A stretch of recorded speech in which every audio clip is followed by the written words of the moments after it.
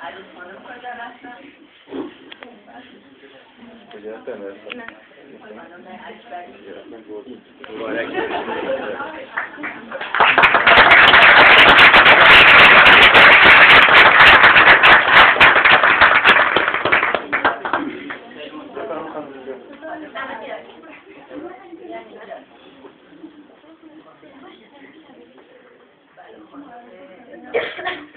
ببخشید البته من جسارت میکنم دیگه عباد خانم افتحاری رو تا وجودی بکنم نه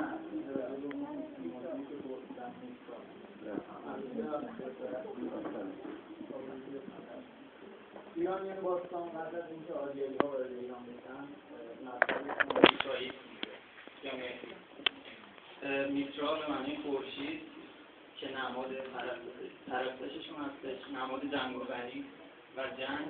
اینا هم میدونم که ولنتاین روز عشق که در اروپا الان برگزار میشه در واقع گرفته شده از همین میتراییسم ما هستش که فکر میکنم در دوره اشکانیان از ایران زمین به هند و پس از اون به اروپا و یونان ببخشید.